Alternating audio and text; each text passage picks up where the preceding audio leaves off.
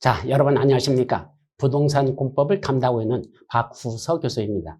자, 반갑습니다. 저는 인강드리면서 여러분들 처음 뵀는데 그동안 쭉 다른 데서 강의를 했었어요. 근데 여러분들하고 다시 보면서 마지막 시험 정리하는 여러분에게 어떤 문제를 드리면 제일 좋을까 생각을 했는데 그래도 요 시험 문제에서 가장 출제 가능성이 높은 거 그거 2회차에만 뽑아가지고 총 80문제 2번에 걸쳐서 모의고사 형태로 진행됩니다. 이 문제는 먼저 여러분들이 풀어보시고 그 다음에 해설 강의를 들으면 좋겠습니다. 저하고 같이 해설 강의를 들으면 다 아는 것 같아요. 근데 막상 시험을 봐보면 안 그렇습니다. 내가 풀어보고 설명 듣는 거와 그냥 같이 설명만 듣는 거와는 다르기 때문에 반드시 문제를 풀어보시고 그 다음에 설명을 듣기를 바랍니다. 그럼 제1회 동형 모의고사 해설부터 먼저 들어가도록 하죠. 자, 첫 번째 나오는 문제부터 봅니다. 41번. 국토위계 및 용어에 관한 법령상 뭐에 관한 내용이다? 용어 정의에 관한 설명으로서 옳은 것들 했죠. 자, 박스 문제가 매년 몇 문제 나느냐면 최근에는 부동산공법 40문제 중에서 박스와 관련된 문제가 약 10문제에서 13문제 정도, 거의 10문제 이상이 현재 출제되고 있습니다. 그리고 대부분이 다음 중 이 중에 모두 옳은 것을 고르시오. 이런 문제들이 거의 한 80% 정도가 그런 문제고 그 다음에 괄호 넣기, 숫자 같은 거 넣는 거 이런 것들이 나머지 문제가 출제되고 있습니다. 따라서 옳은 걸 모두 고르라는 이런 형태의 문제들이 많이 출제되기 때문에 여러분들이 조금 더 깊이 공부하지 않으면 어떤 게 옳은 건지 틀린 건지를 찾지 못하면 답이 없기 때문에 좀 신경을 쓰셔야 될 겁니다. 자, 그럼 첫 번째 기업부터 보죠. 광역도시계획은 광역회권의 장기 발전병을 제시하는 계획을 말한다. 광역도시계획하면 딱 두 가지가 떠올려야 되죠. 첫째, 광역계획권 장기 발전 방향 제시 이거죠. 따라서 이건 옳은 문장. 두 번째, 니은 도시군 계획에는 뭐가 들어간다? 도시군 계획이란 도시군 기본계획과 또 하나 도시군 관리계획이 포함되죠. 여기는 뭐가 들어가지 않는다? 광역도시가 포함되지 않습니다. 따라서 도시군 기본계획과 도시군 관리계획은 포함되어도 거기에 광역도시계획은 포함되지 아니한다 라고 했어야 됩니다. 그래서 두 번째는 틀렸다. 자, 세 번째 티귿 도시군 계획을 수립하는 관할구역이란 자, 도시군 계획은 원칙적으로 어디서 수립한다? 자기 관할구역에서 수립합니다. 반면에 광역도시계획은 넓은 지역에서 수립하는 거니까 원칙적으로 둘 이상의 관할구역에 걸쳐서 수립하는 거죠.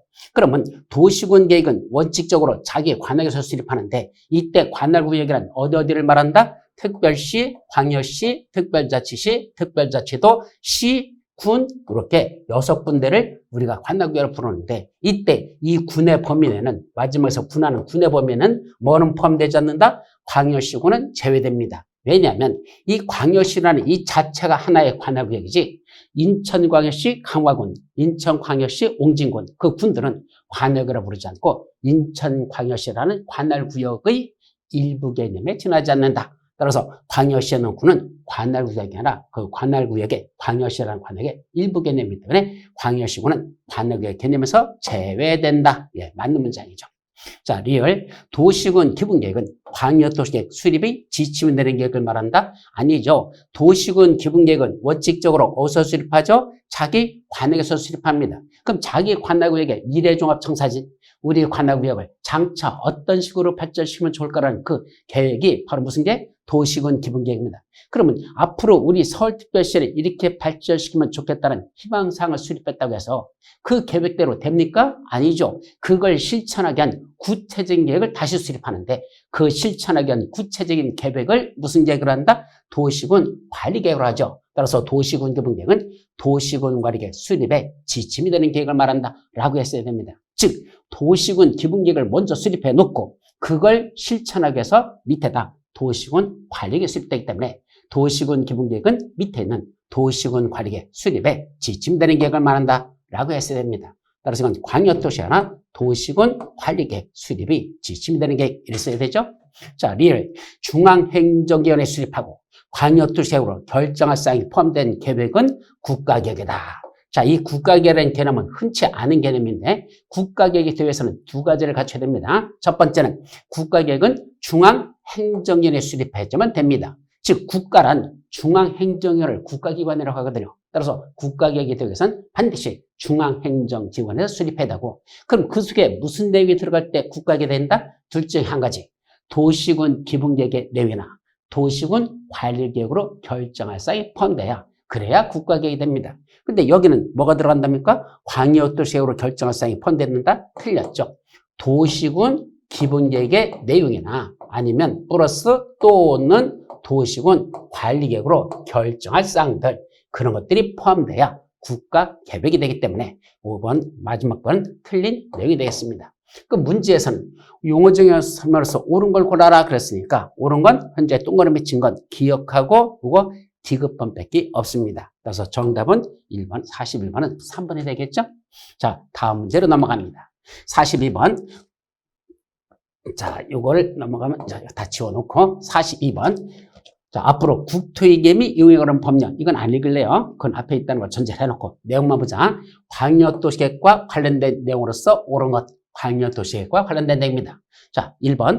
국토교통부장이 광역계획권을 지정한 날부터 2년이 지날 때까지 관할 시 도지사로부터 광역도시계획 승인 신청이 없는 경우 국장이 직접 그 광역도시계획을 수립하여야 한다. 어떤 경우죠? 국토교통부장이 광역계획권을 지정해줬는데 그로부터 몇 년? 3년이 지날 때까지도 누구로부터? 원래 수립권자인 시도지사로부터 승인 신청이 안 올라오더라 열받은 그때는 국토교통부장이 직접 수립해야 됩니다. 따라서 2년이 아니라 요거 3년 이랬어야 되죠. 1번은 틀렸고 2번 같은 도에 지정된 광역계획권에서 그럼 같은 도의 광역계획권을 누가 정하죠? 도지사가 지정합니다. 그럼 지정한 그 광역계획권에서 시장 군수들 자기들끼리 수립하는 게 원칙이죠. 근데 지들끼리 협의를 거쳐 요청한다. 이 말기가 중요하죠. 이때 협의한 결과 그 시장 군수들끼리 협의한 결과 뭐라고 나왔죠? 우리는 못하겠다라는 협의 결과가 나왔습니다. 그럼 누굴 찾아가자? 지정권자인 도지사를 찾아가서 도지사한테 뭐라고 하자? 우리는 못하겠으니까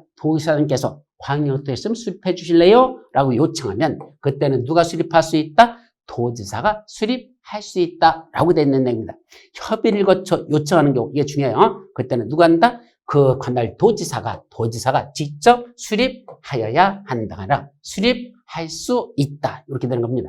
그런데 그 밑에 도지사와 시장수가 공동으로 광역도시 수립해야 된다. 그런 것도 어떤 경우죠? 수립하여야 한다. 아니야. 그때 수립할 수 있다야. 그때도 CAN 할 수 있다죠. 어떤 경우 협의를 거쳐를 빼버립니다. 그럼 시장 군수가 요청하는 경우 뭘 요청합니까? 원래는 시장 군수가 수립권자니까 자기들이 수립하는데 지정권자인 도지사한테 뭐라고 얘기한 거죠? 저희들이 수립을 하는데 잘 못하겠으니까 지정권자인 도지사님 저희들하고 같이 하실래요? 라고 요청하면 그때 협의자를 빼버리고 그냥 요청하면 이때 요청은 같이 수립하자고 도지사한테 요청을 하면 그때는 도지사와 시장 군수가 공동으로 광역도시를 수립할 수 있다. 이렇게 되는 거죠. 따라서 위쪽을 협의를 거쳐 요청하는 걸 그대로 살리면 밑에는 도지사가 수립할 수 있다라고 써야 되고 만약에 밑에 있는 도지사와 시장군수가 공동으로 광역시를 수립할 수 있다는 걸 그대로 살리려면 위에 협의를 거쳐하는 말을 지워버리면 그냥 시장군수가 요청하는 경우는 도지사와 시장군수가 공동으로 광역시를 수립할 수 있다. 이렇게 위쪽을 고치든 밑쪽을 고치든 어떤 방법이든 여러분들 고치면 됩니다. 따라서 현재로서는 이 문장은 틀린 문장이 되겠죠. 자, 세 번째. 시도지사의 요청이 있는 경우에는 이때 시도사가 요청하는 건 무엇이 요청하는 거죠? 시도사가 원래 수립권자인데 자기들끼리 잘 못하겠으니까 국장한테 찾아가서 뭐라죠? 저희들하고 같이 하실래요? 라고 요청하는 거죠. 아까 위에서도 그냥 시장군수가 요청하는 건 지들이 수립은 하는데 지들끼리 못하겠으니까 도지사한테 같이 하자고 요청하는 경우죠. 마찬가지야. 원래는 시도지사에 수립하는데 지들끼리는 잘 못하겠으니까 국토교통부한테 같이 하자고 요청하면 그때는 누가? 그 국토교통부장이 단독으로 광역도시를 수립해야 한다? 아니야. 같이 하자고 요청했는데 무슨 놈의 국토교통부장이 단독으로 수립하니까 그때는 국토교통부 장관과 시도지사가 공동으로 수립할 수 있다라고 되는 거죠. 그때는 공동으로 수립할 수 있답니다. 자, 네 번째. 광역도시계획을 수립하는 경우 공청회를 통하여 주민 및 관계 전문가 등의 의견을 들어야 된다. 광역도시를 수립할 때 제일 먼저 거치는 게 기초조사죠. 기초조사하고 두 번째가 공청회를 개최합니다. 그때 공청회를 왜 개최한다? 주민과 관계 전문가의 의견을 듣기 위해서 공청회를 개최하여야 한다라고 되어 있으니까 공청회를 통해서 주민과 전문가들의 의견을 듣는 거 그게 옳은 정답이 되겠죠. 자, 5번 광역도시에 수립된 지역에 대해서 수립하는 도시군 기본계획은 그 광역도시계획에 부합해야 한다. 자, 광역도시계획과 도시군 기본계획을 비교하면 어떤 게 더 상위 계획이죠?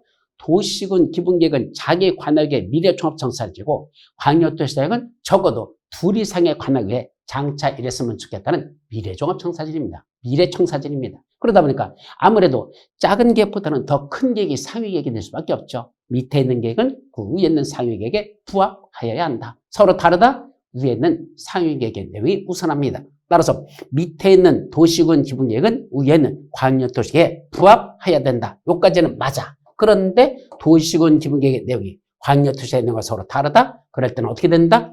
도시군 기본계획의 내용이 우선하는 게 아니라 상위계획인 광역도시계획의 내용이 우선한다 라고 했어야 되죠. 따라서 다 틀리고 맞는 건 4번이 정답이 되겠습니다.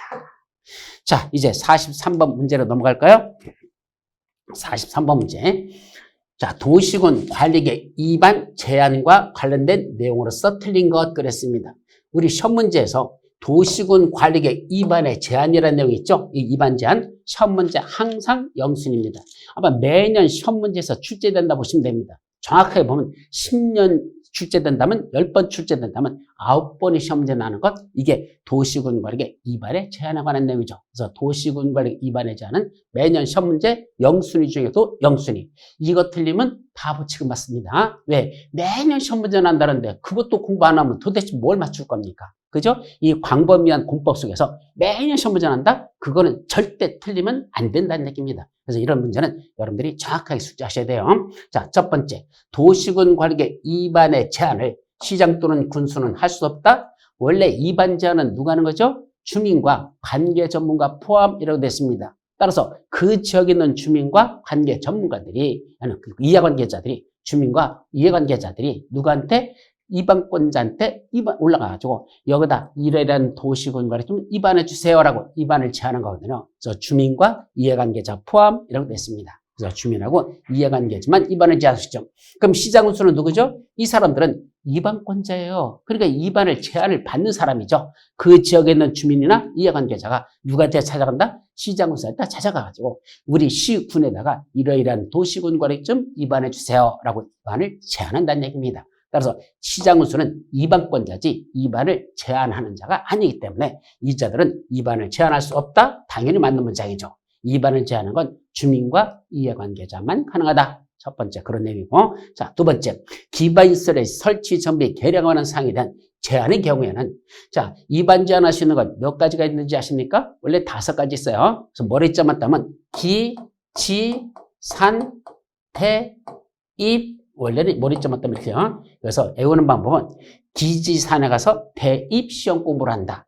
기지산에 가서 대입 시험 공부를 한다. 그러니까 대입 시험 공부는 어디 가서 한다? 기지산에 가서 한답니다. 기가 뭐죠? 기반시설의 설치 정비 개량에 관한 것. 지구단위 구역의 지정 변경, 지구단위 수립병. 산업 유통 개발 진행 지구의 지정 또는 변경에 관한 것. 그 다음에 지구단위로 대체하는 거. 용도지구를 폐지하고 용도세 행위 제한 등을 지구단위에 대체하게 한 그 용도지구 지정에 관한 것. 또 입이 뭐죠? 입지규제 최소구역의 지정 또는 변경에 관한 계획과 입지규제 최소구역 계획. 그래서 기지산 대입 5가지만 뭐 할 수 있다? 도시군으로 위반을 제한할 수 있습니다. 그 중에 위반 제한 들어가려면 그 지역에 있는 일정한 사람들의 뭘 받아야 되니까 동의서를 받아서 위반 제한이 들어갑니다. 얼마큼 동의받아야 될까? 기반시설 설치만 그 안에는 토지 면적 5분의 4 이상의 토지 소유자의 동의가 필요하고, 나머지 지산대, 한마디로 나머지라고 하고, 이 나머지들은 토지 면적 3분의 2 이상의 토지 소유자의 동의를 받아야 된다라는 이런 동의요건이 필요하더라. 이게 중요한 거죠. 그러면 여기서 기반시설 설치를 했으니까 얼마 필요하죠? 5분의 4가 필요하다는 얘기입니다. 근데 뭐만 외웠다가는 큰일 난다? 5분의 4만 외우면 안 됩니다. 앞에 뭐가 들어간다? 토지 면적인지 토지 소유자 총수인지 이걸 헷갈리면 안 돼요. 사람 수의 5분의 4인지 전체 면적의 5분의 4인지 헷갈리지 말라는 얘기입니다. 여기서는 토지 소유자 총수 그랬는데 이게 틀렸죠. 토지 면적 5분의 4 이상의 토지 소유자의 동의를 받아야 됩니다. 근데 또 하나 정리할 게 있죠. 이때 토지 면적 계산할 때 국구인지 포함 제외. 예, 여기는 국구인지를 제외한다라고 했어야 됩니다. 국구인지 포함하여 이랬는데 이것도 틀렸죠. 우리 공법에서는 웬만하면 면적 계산할 때 동의자 수 산정할 때는요. 국공유지는 제외시키는 게 원칙입니다. 그래서 잘 모르겠다. 그럼 국공유지 제외라면 그냥 맞는 거로 보셔도 됩니다. 다만 가장 중요한 게 뭐 있냐면 도시개발법에서 도시개발조합을 설립할 때 그때 조합 설립인가 밖에 한 동의 요건이 있습니다. 토지 면적 3분의 2 이상의 토지 소유지 동의와 토지사 총수 2분의 1 이상의 동의를 받아라. 면적 3분의 2, 총수 2분의 1 성의, 면삼 총 2라는 동의를 받아야 되는데 그때 토지 면적 계산할 때는 국공유지를 포함한다. 즉 도시개발조합 설립할 때 동의 요건에서는 국공유지를 포함한다라는 그게 가장 시험 문제에서 잘 나가는 중요한 내용이고 그거 이외에는 웬만한 것들은 국공유지는 제외라고 외우시면 됩니다. 따라서 여기서도 국공유지를 제외한 토지 소유자 총수가 아니라 토지 면적 5분의 4 이상의 토지 소유자의 동의를 받아야 된다라고 했었어야 된다는 얘기입니다. 그래서 틀린 건 바로 2번이 정답. 3번 이때 2반 제안 들어갈 때 2반 제안서는 뭘 첨부하죠? 도시군 관리계획 도서와 계획 설명서란 두 가지를 반드시 첨부하여야 합니다. 맞죠? 네 번째, 이때 2반을 제안하려면 어떤 걸 2반 제안할 수 있었죠? 산업유통 개발진행지구 지정 변경 2반을 제안할 수 있었어요. 이때 산업유통 개발진행지구 그 지정 제안할 때 면적은 너무 작아도 안 되고 너무 커도 안 되고 이렇게 일정 범위 내에서만 지정을 제한할 수 있습니다. 면적이 얼마일까? 최저 1만 제곱미터 이상, 최대 3만 제곱미터 미만 요 범위 내에서만 2반을 제한할 수 있다. 1만 이상, 3만 미만 범위 내에서 제한할 수 있다. 예, 이건 맞는 문장이죠. 5번 2반권자는 제안서에 첨부된 도시군 관리계획 도서와 계획 설명서 아까 여기 3번에서 첨부하라고 그랬죠. 그거 2반권자들이 도시군 관리계획을 입안할 때 필요한 서류거든요. 자기들이 2반권자가 입안할 때 그거 뭐 할 수 있다? 자료로 활용할 수 있답니다. 예, 이건 맞는 문장. 그래서 틀린 건 2번만 정답이 되겠습니다. 자, 다음 44번 문제로 넘어갑니다. 자, 44번. 용도지역의 종류를 설명한 것으로서 틀린 것. 자, 용도지역의 종류는 총 몇 가지가 있죠? 세부적으로 나누면 총 21가지가 있죠. 크게 보면 몇 가지가 있고 4가지. 도시지역, 관리지역, 농림지역, 자연환경지역 이렇게 크게 보면 4가지가 있고 다시 그것들을 세분화시키면 총 몇 가지가 있습니까? 총 21가지로 세분화됩니다. 그 21가지 용도지역대 개념에 관련된 그걸 정확하게 숫자하고 있느냐라는 걸 묻고 있습니다. 자, 그 중에 틀린 걸 고르랍니다. 자, 기억. 자연녹지지역이란 도시의 자연환경, 경관, 산림 및 녹지 공간을 보존하게 한 지역이다. 여기서 핵심은 도시에서 보존만 하는 지역이 어딜까요? 도시 안에서 보존만 하는 지역. 그게 보존 녹지지역이 되는 겁니다. 따라서 첫 번째 나온 자연녹지지역이 아니라 보존녹지지역이죠. 그럼 자연녹지지역은 뭐 하는 지역이죠? 도시지역 안에 있는 녹지지역인데 그래도 개발이 허용되는 지역. 그게 자연녹지지역이에요. 그러니까 보존녹지지역은 아예 개발하지 말라 이렇게 생각하면 되고 자연녹지지역 원래는 녹지지역이니까 보존이 필요하지만 불가피한 경우에 하나요. 제한적인 개발이 허용된다. 그런 데를 자연녹지지역이라 하죠. 자, 두 번째 3종 일반 주거지역 그랬습니다. 여기 일반 주거지역하고 전용 주거지역하고 먼저 구분해야 되죠. 전용 주거지역은 뭐 하는 지역? 양호한 주거환경을 보호하는 지역. 일반 주거지역 편리한 주거환경을 조성하는 지역. 그래서 전용 주거지역은 양호한 주거환경을 보호하고 일반 주거지역은 편리한 주거환경을 조성한다. 그래가지고 전양 일편 이렇게 하는 게 제일 낫습니다. 전양을 향한 일편단심. 여기 혹시 박씨, 김씨, 전씨, 이씨 여러 사람 있잖아. 그때 전씨. 전양을 향한 일편단심. 전양을 향한 일편단심 완전다. 이렇게 하면 되죠. 그런데 이 중에 3종 일반 주거지역은 1종, 2종, 3종으로 일반 주거지역 구분해죠. 1종 저층주택 중심, 2종 중층주택 중심, 3종 중고층 주택 중심이라고 되어 있죠. 따라서 3종 일반 주거지역 중고층 주택 중심의 편리한 주거환경을 조성하는 위한 지역이다. 그러면 1편 맞죠? 이건 맞는 거. 그럼 전용공업지역 주로 중화공이나 공해성 공업을 수용하기 위해서 필요한 지역 이런 데를 전용공업지역이라 한다. 이것도 맞죠? 그리고 세 번째, 네 번째 제1종 전용주거지역. 그럼 전용주거지역은 아까 양호한 주거환경을 보호한다 그랬는데 둘로 나눠져요. 1종과 2종으로 나눠지죠. 그중 1종은 단독주택 중심, 2종은 공동주택 중심의 양호한 주거환경을 보호하기 위한 지역입니다. 따라서 1종 전용주거지역 양호한 주택, 단독주택 중심의 양호한 주거환경을 보호한다. 예, 맞는 문장이 되겠습니다. 마지막 중심상업지역. 상업지역 중에서도 가장 건축물을 크게 짓고 밀집해 짓죠. 그런 적이 중심상업적. 어디? 도심이나 부도심의 상업기능 및 업무기능. 상가 같은 거, 이건 사무실 같은 거, 상업은 상가고 업무는 사무실을 말합니다. 그럼 상가나 사무실 같은 거에 확충을 위하여 필요한 지역을 중심상업지역을 한다. 맞죠? 그래서 틀린 건 첫 번째 거 자연녹지역의 개념만 틀리니까 정답은 1번이 되겠습니다. 자, 다음 몇 번? 45번으로 넘어갑니다.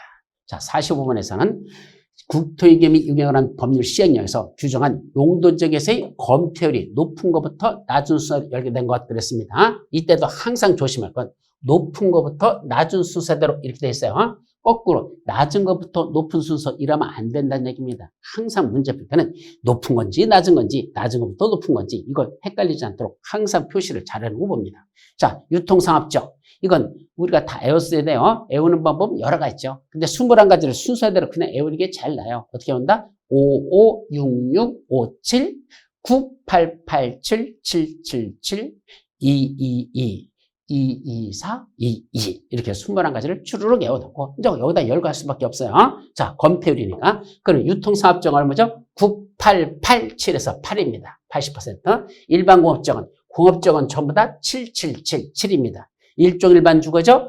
556657이니까 이건 6이 되겠죠. 그리고 일종 전현주건 처음 시작이니까 5로 시작하죠. 계획관리적은 224, 4가 됩니다. 따라서 8, 7, 6, 5, 4 순서가 되니까 이것도 높은 것부터 낮으냐? 낮은부터 높은 거야. 높은 것부터 낮으니까 기역, 니은, 디귿, 리을, 미음 순서대로 1번 하면 정답이 되겠습니다. 작년에는 용적률이 났거든요. 올해는 검토율 날 가능성이 있으니까 이 숫자들 기억해 두도록 합니다. 다음 46번으로 넘어가죠. 46번. 자, 시행령상 세분하고 있는 용도지구의 내용으로서 옳은 것, 아니요, 틀린 것. 먼저 용도지구를 묻고 있습니다. 그럼 용도지구는 총 몇 가지가 있죠? 법률에서는 총 9가지를 구분하고 있죠. 용도지구 종류 몇 가지 있다? 크게 9가지. 이건 외우는 방법은 사람마다 다 달라요. 그래서 저는 어떻게 해보냐면 특, 취계, 방방, 보복, 형구 이렇게 암기하라고 합니다. 특별히 취급할 개가 방방 뜨면 보복을 경고하라. 자, 불독이나 이런 산업 맹절이 나한테 물려고 으르렁거리고 막 물려고 달려들어갑니다. 그럼 특별히 취급할 개잖아요. 그게 나를 보고 보니까 방방 뜨고 있습니다. 그럼 특별히 취급할 개가 방방 뜨면 그때는 뭐 하라고? 보복을 경고하랍니다. 네가 나를 물어버려? 그럼 나는 너를 보시탕에 먹을 거야. 그보다 더 큰 보복이 어디 있어? 나는 너를 보시탕에 먹을 거야. 이게 보복이죠. 특별히 취급할 개가 방방 뜨면 보복을 경고하라. 그렇게 9가지 갖고 이 9가지 다시 그 용도지구들이 다시 세분화되는 게 5가지는 또 세분화됩니다. 그 세분화된 용도 중에 중요한 것만 다시 열거하고 있습니다. 첫째, 경관지구 중에 무슨 경우가 있다? 특화 경관지구. 그럼 특화 경관지구면 하나가 딱 떠올려야 돼요. 뭐가 떠올려야 되냐? 이거 주유 수계의 수변이란 말. 다른 거 필요 없어. 주요 수계의 수변. 수계의 수변이 뭐죠? 수계라는 건 물 경계선을 말하는 거예요. 물 경계. 즉 물을 경계해서 서로 나눠진다는 얘기죠.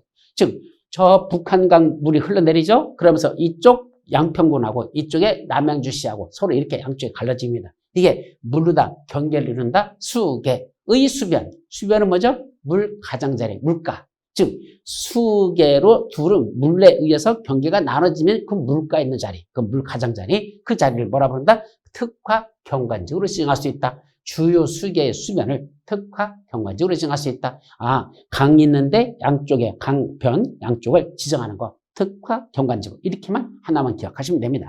그 밖에 문화적 보존 가치가 큰 건축물의 주변, 경관 등 특별한 경관을 보호 또는 유지하거나 형성하기 위해서 필요한 지구. 이거를 특화 경관지구로 한다. 예, 맞는 문장.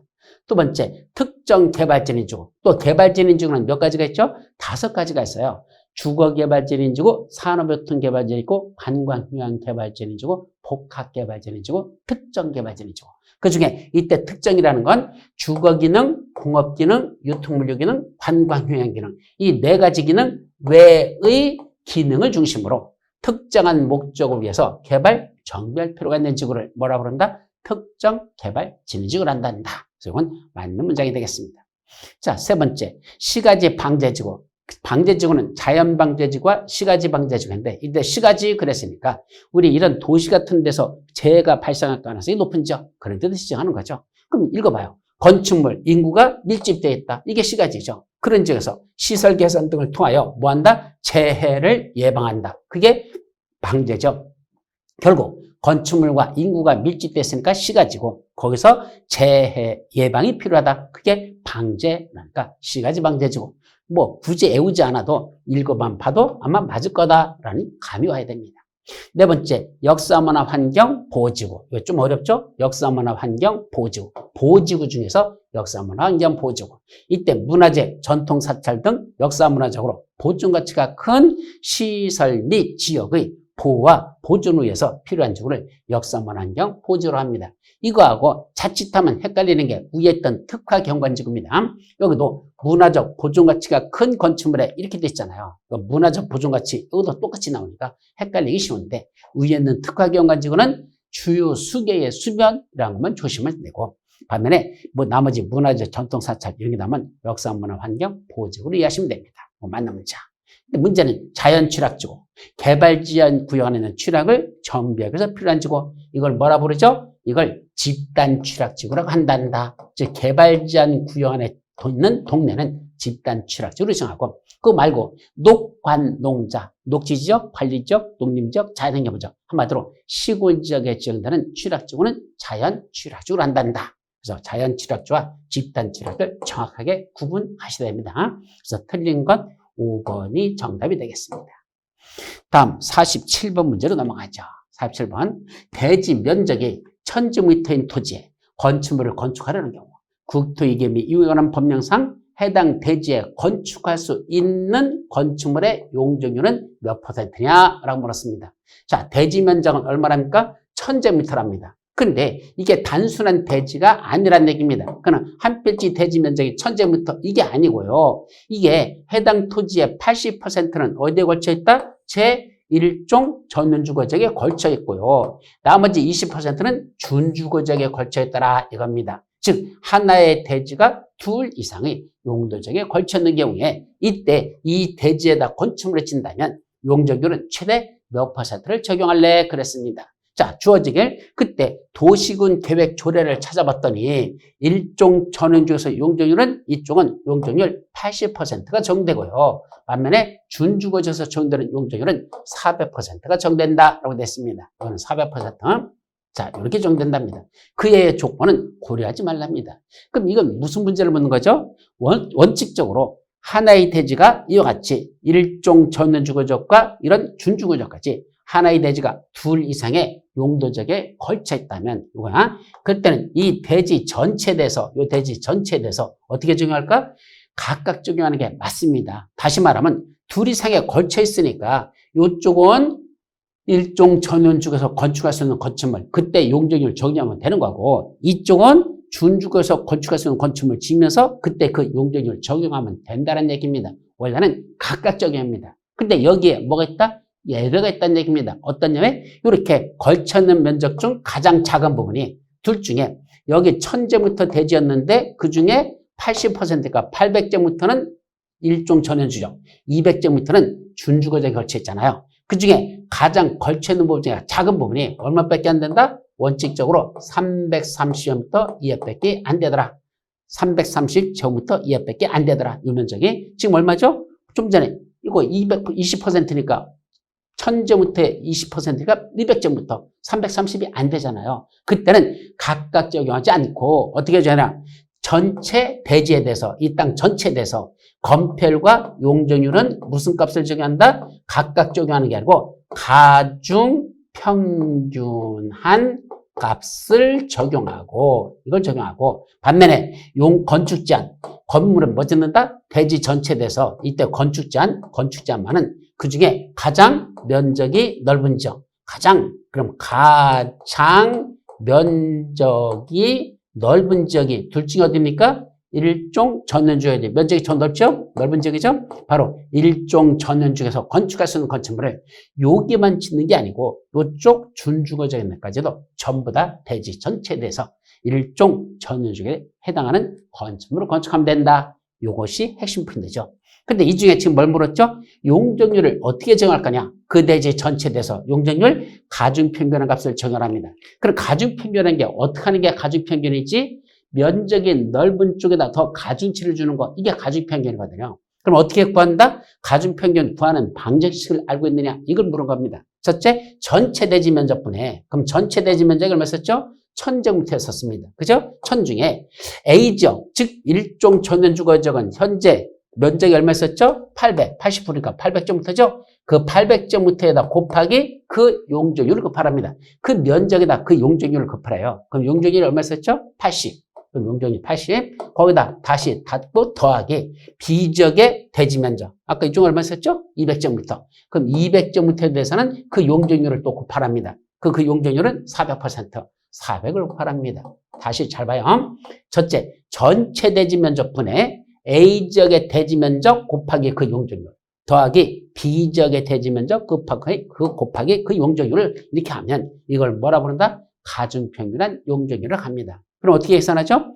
8, 8, 64. 일단 64에 동그라미 하나, 둘, 세 개. 동그라미 3개 치고 여기는 4, 2, 8, 8에다가 동그라미 4개가 들어갑니다. 이거는 하나, 둘, 셋, 4개죠. 그럼 6만 4천에다 8만을 더했으니까 얼마 돼요? 14만 4천이 되더라. 이렇게 나오죠? 이거 둘을 더했으니까 6만 4천 더하기 8만 해보시죠. 그럼 14만 4천이 나옵니다. 그죠? 밑에는 1000이 있습니다. 그럼 밑에 1000 이렇게 있죠. 그럼 이제 14만 4천이 아니라 동그라미 하나 더 쳐야 되죠. 14만 4천 이렇게 해놓고 이제 밑에 있는 동그라미하고 위에 있는 동그라미 각각 3개씩 지워버리면 1분의 144가 나니까 결국 144%란 가중평균한 용적률이 계산이 되더라. 그래서 가중평균한 용적률은 이렇게 구해서 정답 3번이 정답이더라. 이거 식 구하는 거 한 번 정도는 기억해 둘 필요가 있을 겁니다.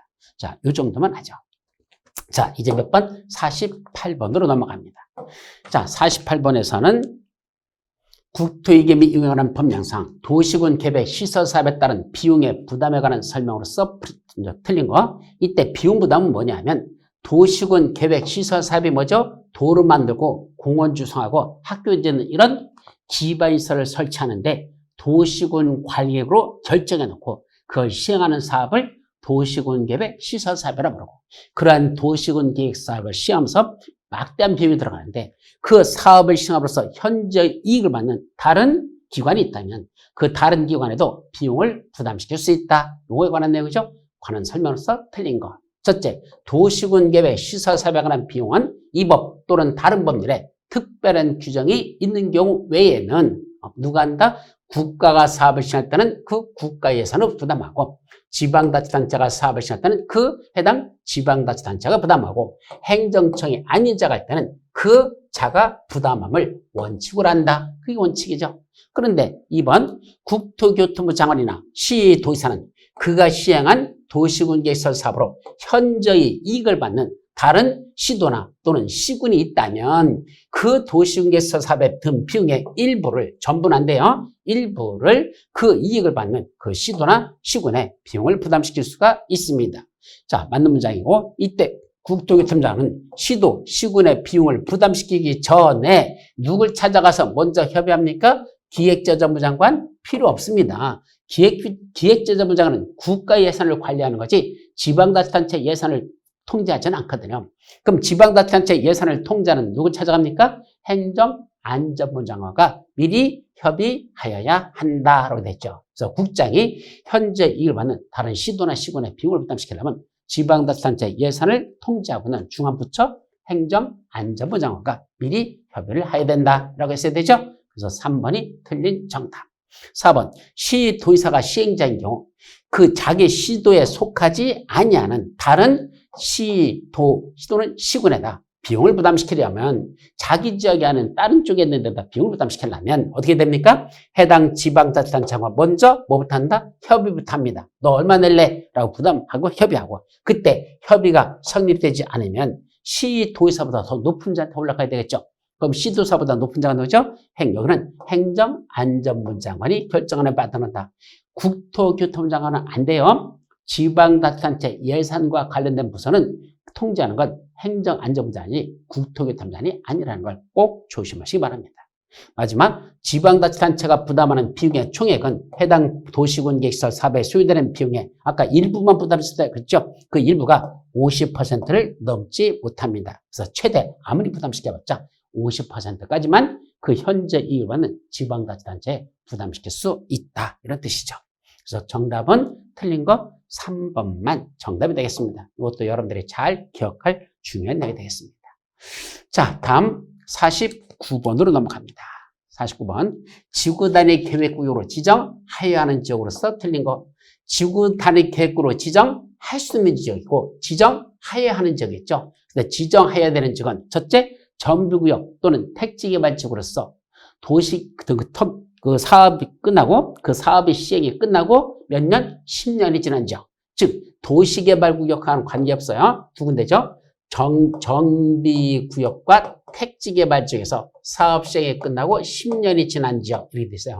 그래서 도시개발은 10년하고 관계가 없다. 왜냐하면 도시개발 사업은 일종의 토목공사 사업이거든요. 즉 현재 있던 저 논밭인 데를 까먹여서 거기를 새로 평지를 만들어가지고 도시개발해가지고 즉 그 대지에다가 전기시설, 가스시설, 통신시설, 지역난방시설, 하수도 같은 시설 넣어주고 도로 만들어주고 그걸 분양하는 겁니다. 그럼 분양받은 사람이 거기다 건물을 짓는 거거든요. 따라서 도시개발 사업은 토목공사지 건축공사가 아니기 때문에 사업 시행이 끝나고 10년이 지났다고 거기가 땅이 뭐 썩어 들어가거나 이런 건 없거든요. 그렇기 때문에 도시개발구에선 사업 시행이 끝나고 10년이 지났다고 해서 거기는 반드시 지구 단위로 지정할 필요는 없고 무슨 구역? 바로 밑에 거. 정비구에서 시행되는 사업이 끝나고 10년이 지나. 이거는 건축물을 다져놓고 10년 지났으니까 그 건물이 이제 노후분양화 시작되거든요. 그 노후분양화 되는 건축물에 대해서 앞으로 어떻게 할 것이냐라는 지구 단위에 수립하기 위해서 지구 단위 계획구로 지정하여야 하는 겁니다. 그래서 두 군데야 정비구역과 택지개발지역에서 사업 시행이 끝난 후 10년이 지난 장 이랬어야 되죠. 그래서 1번이 틀리고 2번은 맞는 문장. 또 체계적 계획적인 개발 관리가 필요한 지역으로서 면적이 30만 제곱미터 이상인 시가와 주정구에서 해제되는 거예요. 자, 해제되는데 두 군데서 해제되면 반드시 지구 단위 계획구로 지정해야 되죠. 어디? 정태기와 시공이 시가와 주정구역 공원에서 해제되는데 말이야. 그래서 시가와 주정구역하고 또 하나 공원에서 해제되는데 그 면적이 30만 제곱미터 이상이죠. 그것도 그게 4번이죠. 그래서 3, 4번이 둘 다 똑같아. 시가와 주정 공원에서 해제되는데 면적이 30만 제곱미터 이상 되면 그런 데는 지구 단위 계획구역으로 지정하여야 합니다. 또 녹지지역을 뭐로 바꾼답니까? 주거지역 또는 상업지역 또는 공업지역으로 변경된답니다. 그럼 녹지지역을 주상구로 변경한다는 건 이제 개발한다는 뜻이죠? 그때 면적이 얼마나 바뀐다? 30만 제곱미터 이상 변경된다면 그런 지역은 지구 단위 계획으로 지정하여야 합니다. 자, 근데 5번 문제 볼래요? 면적이 50만 제곱미터인 자연 녹지 지역에서 뭐로 바뀌었습니까? 일반 상업적으로 변경됐답니다. 그러면 자연 녹지 지역은 어디죠? 녹지 지역이에요. 녹지지역이에요. 일반 상업지역은 상업지역이죠. 결국은 녹지 지역을 상업적으로 변경하는데 면적 30만 제곱미터 이상인 50만 제곱미터라고 했잖아요. 그럼 30만 이상의 50만이 들어가니까 이것도 맞는 문장이 되더라 라는 걸 조심해서 기억하시기 바랍니다. 아셨죠? 그래서 틀린 건 몇 번? 1번만 틀린 정답이 되겠습니다. 자, 50번. 국토위계 및 유경을 한 법령상 개발행위 허가를 받고 하여야 하는 행위로서 옳은 것. 자, 개발행위 허가받고 하는 것들은 뭐가 있을까? 원래 몇 가지가 있죠? 6가지가 있죠. 건축물의 건축, 공작물의 설치, 토지 형질 변경, 토석의 채취, 토지 분할, 물건을 쌓는 행위라는 6가지 개발행위를 하면 허가받아라 그랬습니다. 자, 그 중에 도시군 계획사업에 따른 개발행위는 건축물의 건축은 허가 받는다 안 받는다? 안 받는다 그랬죠. 왜요? 도시군 계획사업에는 몇 가지가 있죠? 3가지가 있죠. 뭐뭐? 즉 도시군 관리구로 시행하는 사업은 3가지가 있어요. 도시군 계획 시설사업, 도시개발사업, 정비사업을 하려면 도시군 관리를 결정하고 그걸 시행하게 됐습니다. 그걸 무슨 사업이라고 부른다? 한마디로 도시군 계획 사업이라고 부르죠. 그럼 이 도시군 계획 사업은 법령에서 사업 시행 절차를 구구절절히 다 규정하고 있습니다. 따로 허가받고 하는 사업이 아니다. 따라서 도시군 계획 사업은 건축물 건축 같은 개발행위는 허가받고 하는 사업이 아니다. 첫 번째는 허가받지 않죠. 두 번째, 건축물이 없는 대지에서 세 가지만 허가받습니다. 그 중에 하나가 건축법상 분할 제한 면적 미만으로 토지 분할하는 건 건축법에서는 금지사항으로 되어 있습니다. 용도 지역별로 너무 작게 분할하지 말라. 너무 작으면 안 돼. 금지사항이죠. 근데 국토법에서는 건축물이 없는 대지고 그 건축물이 없는 대지를 두 필지 이상으로 분할할 때 건축법상 분할 제한 면적 미만으로 그렇게 작게 분할하려고 한다면 금지가 아니라 허가받고 가능하다. 이거는 허가사항에 들어간다는 것 조심하시기 바랍니다. 세 번째, 원래 지목 변경을 수반하는 경작이한 토지 형절 변경, 지목 변경을 수반하는 경작이한 토지 형절 변경 원래는 허가 받아야 됩니다. 그런데 먹기리 지목 변경한다? 전답사의 지목 변경, 밭을 논으로, 논을 밭으로 바꾸는 이런 지목 변경은 허가받지 않는다라고 되어 있죠. 이건 허가사항이 아닙니다.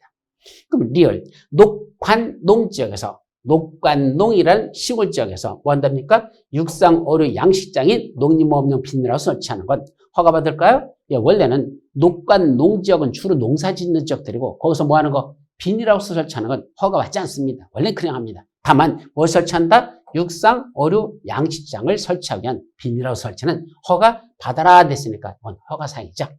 또 토지 일부를 공공용지 또는 공용지로 하기 위한 토지 분할 이런 것들은 허가받지 않는 이건 허가 불필요 사유가 들어있습니다. 이거 허가받지 않죠. 결국 허가를 받고 해야 되는 행위를 골라라 그랬으니까 허가받아야 되는 건 니은과 리을 정답 3번이 되겠습니다. 이렇게 고르는 거죠. 자, 다음 51번으로 넘어갑니다. 그래서 51번에서는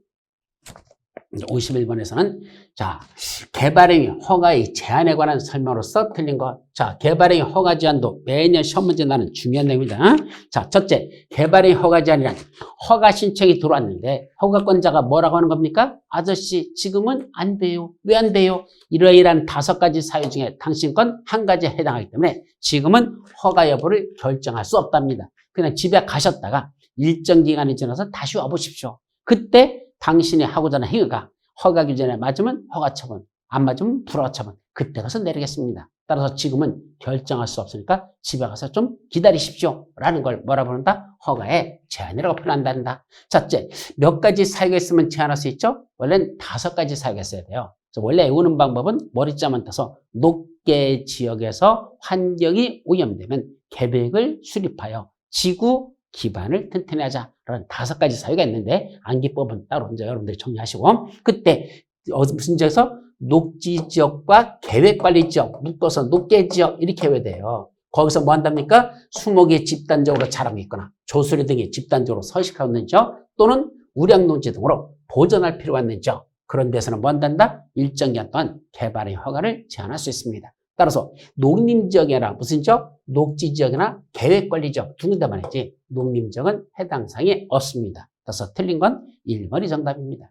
두 번째는 도시군 관리계획을 수립하고 있는데 그 도시군 관리를 수립함으로써 용도지역의 현저한 변경이 예상되고 그에 따라 개발의 허가 기준으로도 왕창 달라질 거로 예상되는데 그런데도 당장 허가 내주지 않고 당분간 제한할 수 있다. 이게 두 번째죠. 도시군 관리를 현재 수립 중인데 여기에 원래 녹지지역이었거든요. 근데 이번에 상업지역으로 용도지역을 변경하려고 도시군 관리를 수립 중했답니다. 그럼으로써 그 도시군 관리가 결정될 경우, 즉 녹지지역에서 상업지역으로 변경될 경우 용도지역의 변경이 예상되고 바뀌었죠? 녹지에서 상업지역으로. 그에 따라 허가 기준이 크게 달라진다. 당연하죠. 녹지에서의 허가 기준과 상업지역의 허가 기준은 완전히 달라지죠. 그럼으로써 그런 예상되는 지역에서는 뭔단다? 그 개발의 허가를 지금은 제한합니다. 아저씨, 지금은 안 돼요. 왜 안 돼요? 아니, 녹지적이지만 좀 있으면 상업적으로 바뀔 거예요. 그럼 바뀌고 나서 오세요. 상업지역에서 지을 수 있는 건물인지 아닌지 그때 가서 판단할 테니까 지금은 안 돼요. 라고 제한할 수 있다. 맞는 문장이죠. 이때 제한기간은 원래 도시계획의 심의를 거쳐서 원칙적으로는 한 차례만 몇 년 제한할 수 있죠? 3년 이내에서 제한할 수 있습니다. 제한기간은 다만 연장 제한 가능하죠? 몇 가지 사유만. 아까 말한 5가지 중에서 3, 4, 5번만은 한 차례만 2년 이내에서 연장을 제한할 수 있는데 그때 연장 제한할 때는 도시계획의 심의를 거치지 않는다는 것도 외워야 됩니다. 그게 4번이죠.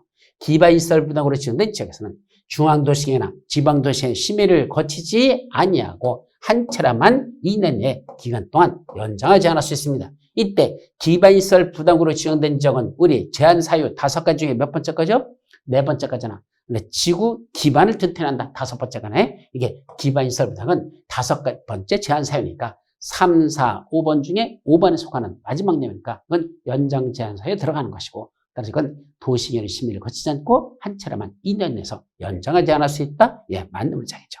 그때 개발행위 허가를 제한하기 위해서 개발행위 허가 제한 지역 등을 고시한 누가 제한했죠? 제한권자들, 국장이라든지 시도사라든지 시장운수가 제한권자들 이 자들은 해당 지역에서 개발행위를 제한할 사유가 없어진 경우에는 즉 개발행위 허가를 제한했는데 처음에 몇 년 제한했죠? 3년 하고 제한했는데 2년 지났는데 더 이상 이제 제한할 사유가 없어졌어. 그럼 계속 1년간을 더 해야 됩니까? 지체 없이 그 해제를 해야 됩니까? 더 이상 지정할 필요가 없어졌으면 제한 기간이 끝나기 전이라도 지체 없이 개발의 허가 제한을 해제하여야 한다. 당연한 얘기죠. 그래서 이건 한 3, 4년 전에 새로 신설된 내용이다. 그전까지는 없었는데 일단 제한 기간을 딱 정해놓으면 뭐 사유가 어떻든 간에 그 기간 다 채우려고 했었죠. 그거 별 의미가 없다는 얘기입니다. 제한 사유 없어졌어요? 중간에라도 해제를 하여야 한다. 당연한 얘기죠. 그런 내용으로서 맞는 문장이다. 그래서 틀린 건 1번만 정답이 되겠습니다.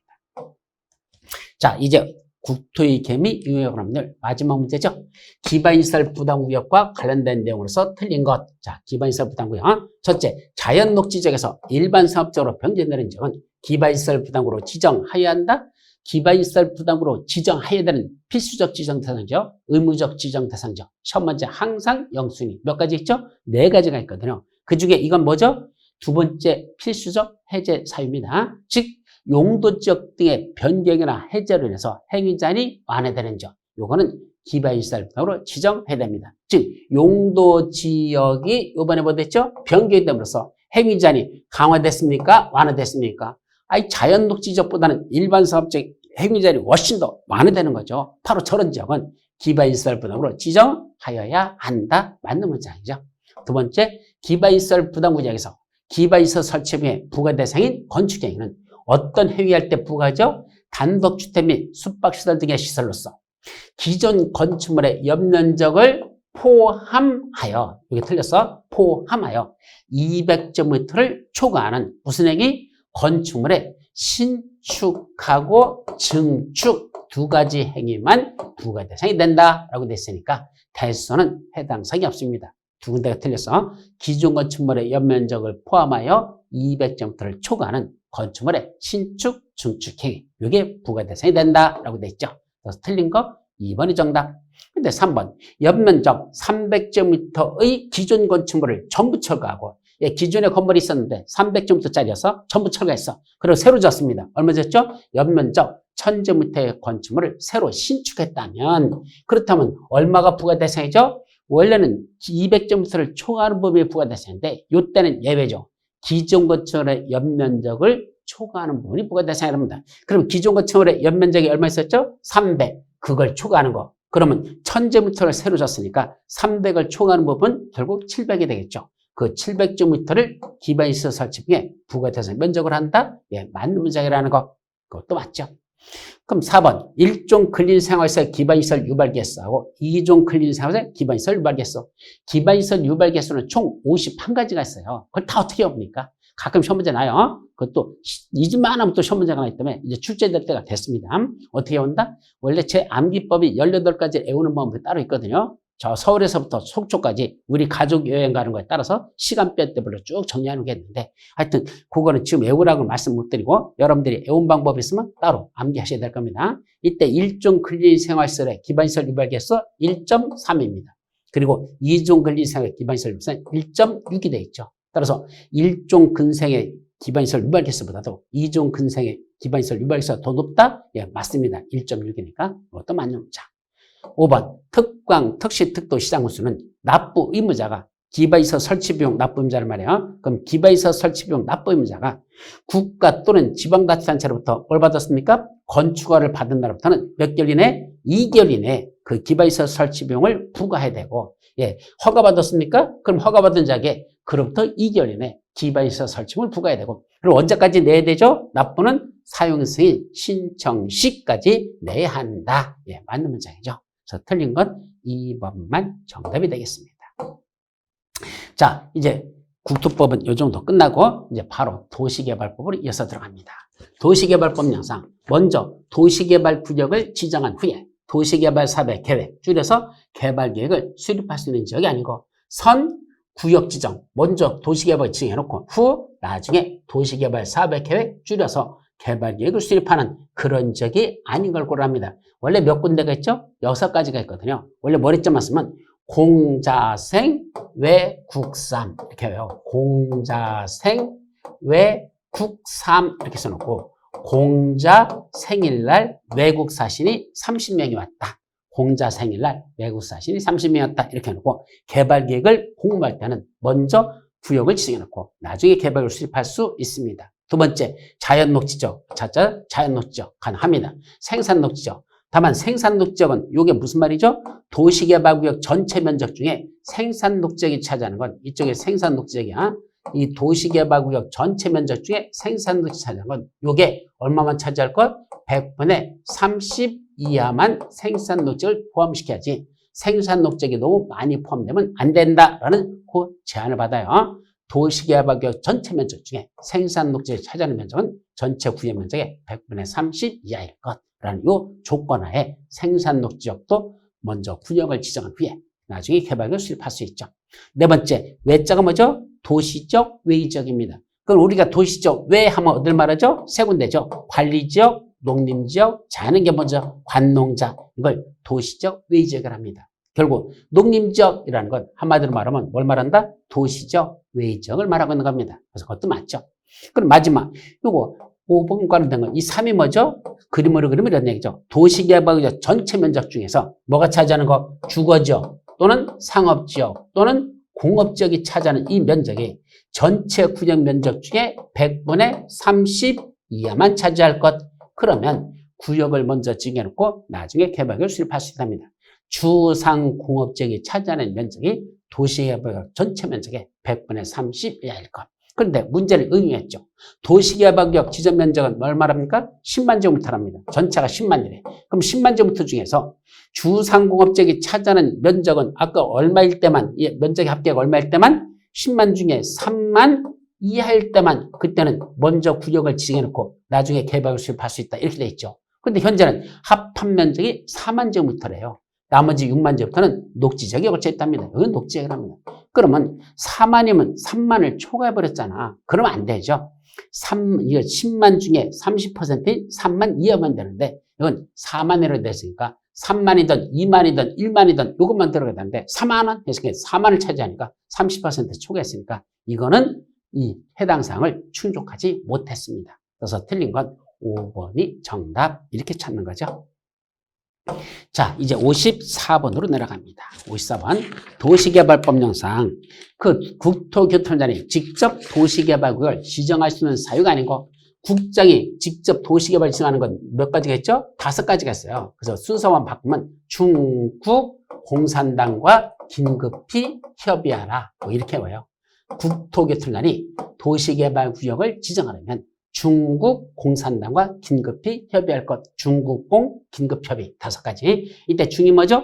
관계 중앙행정의장이 요청하는 경우. 예, 장관들이 여기다 좀 도시개발 좀 지정해 주세요라고 국장한테 요청하면 그때는 국장이 직접 지정할 수 있다. 이거죠? 국이 뭐죠? 국가가 도시개발 사업을 실시할 필요가 있을 때 이게 국이죠. 세 번째, 공이 뭐죠? 공공위원회 장이나 정부출연기관의 장이 여기 공공위원회 장이나 또는 정부출연기관의 면적 30만 제곱미터 이상이고 국가계획과 밀접한 관련해는 구역 지정을 제안하는 경우 그때도 국장이 직접 지정할 수 있다. 세 번째죠. 자, 그 다음에 천재지변 그 밖의 사유로 인해서 도시개발 사업을 긴급하게 할 필요가 있더라. 이거 긴급, 이게 긴급이죠. 마지막 협의는 뭐냐면 원래는 누가 도시개발 구역을 지정할 수 있죠? 원칙은 시, 도지사하고 대도시장 이자들이 원래 지정권자입니다. 근데 어디에 거쳐 있다? 둘 이상의 시도나 대도시에 거친다면 그때는 어떻게 지정해야 될까? 자기들끼리 둘 이상의 시도사나 대도시장 지들끼리 뭔다? 협의하여 지정할 자를 정한다. 이게 정답이야. 원래는 자기들끼리 협의해서 누가 지정할지 정하래요. 문제는 그 협의가 이루어지지 아니하면 바로 요거죠. 그때는 누가? 국장이 자기가 직접 지정할 수 있다. 그래서 지들끼리 협의가 이루어지지 아니할 때 국장이 직접 지정할 수 있답니다. 그게 몇 번? 4번. 둘 이상의 시도 또는 대도시에 걸친 경우 관계 시도사 또는 대도시장이 도시개발을 지정하면 협의가 성립된 경우 그럼 지들끼리 협의가 성립되면 뭐 하면 되죠? 그래. 그래서 지정학으로 정한 자가 그자가 지정하면 되는 거지. 협의가 성립됐다면 지정할 자를 지들끼리 정했다는 얘기입니다. 그럼 그자가 지정하면 되지. 왜 국장이 나옵니까? 이거는 말이 안 되는 거죠. 협의가 성립되지 아니한 경우 그때만 국장이 직접 지정할 수 있다라고 했어야 됩니다. 따라서 4번이 여기가 틀린 내용이 되겠습니다. 자, 이제 55번으로 내려가죠. 그래서 55번. 자, 문제를 보죠. 도시개발사업 시행자에 대한 설명으로서 틀린 것. 자, 도시개발사업 시행자. 첫째, 도시개발조합은 도시개발사업의 전부를 무슨 방식으로 한다? 환지 방식으로 시행하는 경우에만 사업 시행자가 될 수 있지. 수용, 사용 방식으로는 할 수가 없습니다. 상식적으로 생각해보죠. 자, 도시개발조합이 뭐 하는 거죠? 그 안에 있는 도시개발구역은 토지 소유자들이 모여서 자기들끼리 조합을 설립한 겁니다. 그럼 조합원들끼리 모여서 조합을 설립해갖고는 자기들 땅을, 자기들 조합원 땅을 강제로 사들인다? 뭐 하자는 얘기입니까? 있을 수 없죠. 이거는 조합이 설립되면 자기들끼리 공동 개발해가지고 자기들끼리 나눠 갖자. 무슨 방식? 환지 방식만 가능합니다. 따라서 조합은 자기들 땅을 자기들이 스스로 사들인다는 거, 강제로 뺏는다는 거 있을 수 없으니까 수용 방식은 못하고 오직 환지 방식만 시행한다라고 했었는데 수용 방식도 시행자가 될 수 있다? 땡, 틀렸죠. 두 번째, 도시개발구역 전부를 환지 방식으로 한다? 전부를 환지 방식이다. 그럼 누가 해야 돼요? 1차적으로. 자기들 땅이잖아. 그럼 니들끼리 개발해서 니들이 나눠 가져. 그게 제일 좋은 겁니다. 결국 토지 소유자들이 지들끼리 하래. 너무 많아? 니들끼리 모여서 조합을 설립하면 되는데 그래서 원칙은 토지소유나 조합이 사업 시행자인데 다만 예외가 있죠. 세 가지 사유가 있으면 토지소유나 조합을 지정하지 아니하고 그 세 가지 사유 있어. 그때는 누굴 지정할 수 있다? 지방자치단체 등을 사업 시행자로 지정할 수 있습니다. 그런데 지방자치단체가 사업을 시행하는 경우도 있다? 예, 지방자치단체하고 4명 있어요. 묶어서 지방자치단체 등이라고 하는데 지방자치단체, 토지주택공사, 지방공사, 신탁업자, 지토공신, 지방자치단체, 토지주택공사, 지방공사, 신탁업자 요 4명을 지방자치단체 등이라고 하고 이 토지소유나 조합 대신에 그 지방자치단체 등을 지정해서 그자들 보고 사업을 시행하는 경우도 있습니다. 그래서 지방자치단체가 사업을 시행하는 경우도 있다? 맞습니다. 세 번째, 조합장 또는 이사이 자기를 위한 조합과의 계약이나 소송할 때는 누가 조합을 대표한다? 감사가 조합을 대표한다. 예, 이것도 여러 번 시험 문제 나왔던 거죠? 맞는 문장이고. 그때 토지 소유자는 조합 설립 인가를 신청하기 전까지만 그 동의서 냈던 걸 뭐 할 수 있다? 처리할 수 있습니다. 언제까지? 조합 설립 인가 신청 전까지. 또 조합 설립 인가에 동의한 자로부터 토지를 취득한 자도 조합 설립 인가 신청 전에 그 동의를 뭐 할 수 있다? 처리할 수는 있습니다. 그때 조합 설립에 동의한 자로부터 그 토지를 취득한 사람도 뭐죠? 조합원의 지위를 승계합니다. 그런데 전임자가 동의했던 걸 후임자가 다시 승계받은 사람이 처리할 수 있다? 가능합니다. 언제까지? 우리와 똑같아요. 조합 설립인가 신청 전. 여기도 마찬가지로 조합 설립인가 신청 전까지는 그 후임자도 그 매수한 승계인도 처리할 수 있단다. 예, 이것도 맞는 문장이죠. 그래서 틀린 건 그 몇 번? 1번만 정답이 되겠습니다. 자, 이제 넘어가셔서 다음 56번 문제를 봅니다. 도시개발법령상 다음에 괄호 안에 들어갈 알맞은 내용은 기억, 지정권자는 토지 소유자 혼자 하는 게 아니라 2사람 이상이 도시개발 사업을 시행하라고 할 때 또는 토지 소유자하고 민간 시행자가 같이 사업을 시행한다. 이때 조합은 빼고 조합은 규칙을 만드는데 조합이 만드는 규칙은 정관이라는 게 따로 있으니까 조합은 뺀 나머지 토지 소유자하고 민간 시행자가 같이 사업을 시행하려고 한단다. 그럼 그자들 보고 일정한 규칙을 만들래. 어이 토지 소유자 니들 공동으로 같이 하려면 니들끼리 규칙을 만들어 라고 지정권자가 그자들에게 규칙을 정해갈 수 있는데 이때 토지 소유자 등이 공동으로 사업을 시행할 때 작성하는 규칙을 뭐라 부른다? 규약이라고 한단다. 규약을 정하게 할 수 있죠. 반면에 지방자치단체 등이 아까 지방자치단체 등이 어떤 경우죠?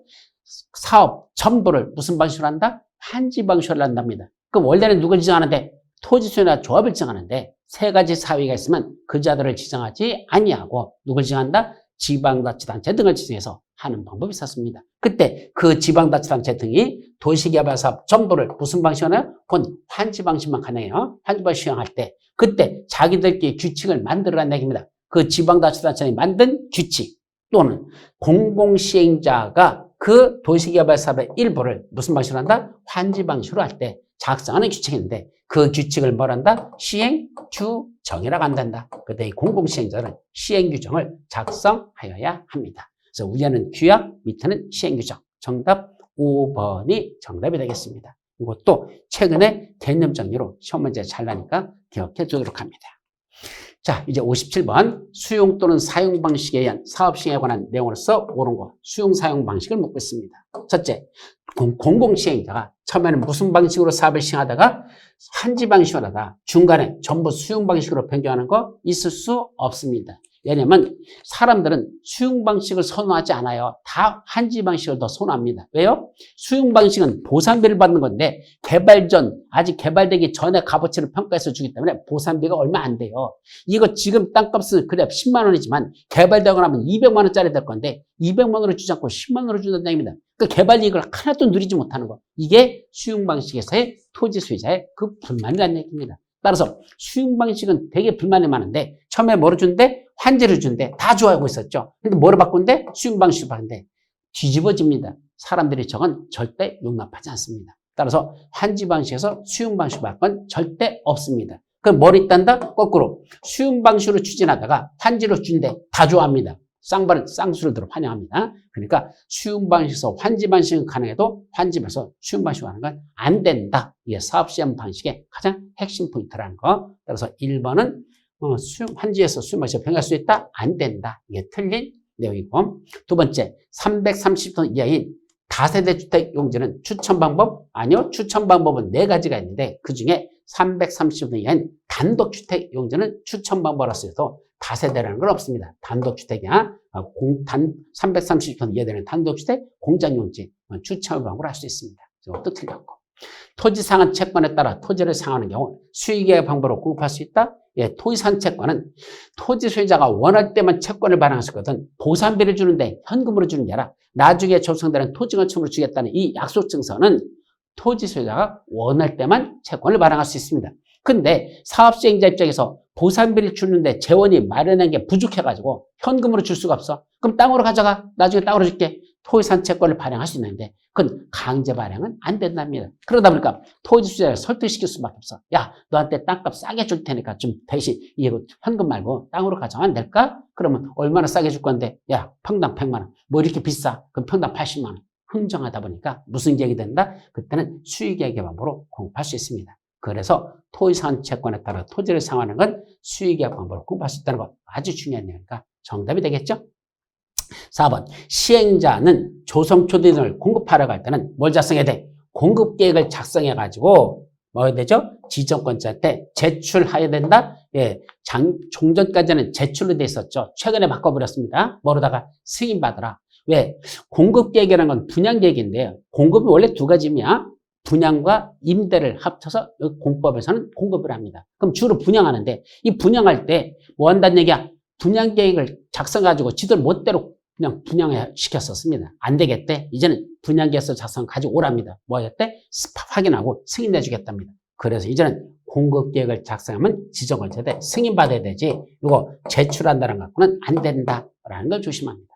학교나 폐기물 처리시설, 공공청사, 사회복지시설, 임대주택, 공장 등은 아무래도 공공성이 강하기 때문에 조금 더 싸게 받자 조성 원가로 공급하는 게 아니라 감정가격 이하로 공급합니다. 감정가격 이하로 공급할 수 있다라고 해야 되지. 조성 원가로 공급해야 된다? 틀렸어요. 감정가격 이하로 공급할 수 있습니다. 그래서 맞는 건 3번밖에 없습니다. 자, 여기까지 정리하고 마지막 58번 도시개발법 마지막 문제를 보도록 하죠. 도시개발법 영상 조합인 시행자가 무슨 식으로? 면적식으로 환지계획을 수립하는 경우에 환지계획 구역 안에 있는 토지 소유자가 도시개발 사업에 부담에 따른 토지의 비율. 이때 토지 소유자가 도시개발 사업을 위해서 부담하는 토지 비율을 뭐라 부른다? 그걸 토지 부담률이 하는데 그 토지 부담률을 산출하랍니다. 자, 원래 토지 부담률은요 이렇게 정리하면 돼요. 여기 도시개발 사업에서 환지 방식으로 시행되는 구역을 뭐라 부른다? 환지 계획 구역이라고 합니다. 환지 방식으로 사업이 시행되는 구역을 뭐라 한다? 여기 환지 계획 구역이란 말이 나오죠? 이게 바로 환지 방식으로 사업이 시행되는 구역을 말합니다. 이 전체 면적 중에 환지계 청중에 뭐 하는 거? 자기가 여기서 환지로 정하지 않고 남겨두는 땅, 여러분들에게 환지를 주지 않고 남겨놓은 땅을 전부 뭐란다? 그걸 보류지라고 합니다. 그럼 환지계 구역 전체 면적 중에 이걸 뭐라고 한다? 이건 보류지라고 표현하고, 그 다음에 전체는 뭐라고 한다? 환지계 구역이다. 이렇게 말하죠. 그러면 이 환지계 구역 전체 면적 중에서 여러분들이 받지 못하는 땅이 보류지거든요. 그 환지로 정하지 않을 거니까. 그러면 원래 토지 부담률은 여러분들이 얼마나 부담했다? 전체 면적 중에 보류지만큼이 부담한 거죠. 그럼 어떻게 한다? 환지계 구역분의, 이렇게 정리야. 환지계 구역분의 보류지. 이렇게 하면 되죠. 근데 이거로 끝날까? 아닙니다. 위에서도 빼고 밑에서도 뺄 게 있습니다. 뭘 빼야 될까? 이 중에 여러분들한테 여러분이 부담하지 않는 게 있어요. 보류지 중에서도. 어떤 거? 원래부터 그 아래 도로 같은 거, 공원이 있었습니다. 그럼 도로와 공원은 원래 여러분 거였었습니까? 아니죠. 근데 여러분들이 부담하는 게 아니야. 원래부터 있던 것들이니까. 따라서 여기 안에는 공원 같은 또는 도로 같은 공공시설, 이거는 원칙적으로 사업 시행자한테 무상으로 기수됩니다. 그럼 시행자한테 무상 기수되는 공공시설, 이건 처음부터 여러분께 아니었다는 얘기입니다. 또 조합이 갖고 있는 그 시행자가 소유하고 있는 땅들, 그건 시행자 거지 여러분께 아니잖아요. 그러니까 이 땅은 위에서도 빼고 밑에서 빼라는 얘기입니다. 전체에서도 이걸 빼야 되고 보류지에서 빼래요. 그럼 보류지에서도 이걸 A라고 이걸 B라고 한다면 A 플러스 B 한 걸 빼야 되고, 밑에도 A 플러스 B 한 걸 빼라 이 얘기입니다. 그래야 이걸 뭐라고 한다? 곱하기 100 해야 이게 토지 부담률이 나옵니다. 그럼 환지계 구역 전체 면적 얼마죠? 10만. 그럼 10만 분의 보류지 면적 얼마? 6만. 10만 분의 6만이죠. 그 다음 빼기 시행자가 원래부터 지가 갖고 있던 면적. 그럼 시행자한테 무상기수되는 거, 공공시설. 먼저 공공시설부터. 시행자에게 무상되는 공공시설 면적 얼마죠? 1만. 그 다음에 플러스 시행자가 소유하고 있는 토지 면적 역시 1만. 이건 빼란 얘기입니다. 위에서도 똑같이 빼고 밑에도 똑같이 빼란 얘기입니다. 그렇게 하라는 얘기죠.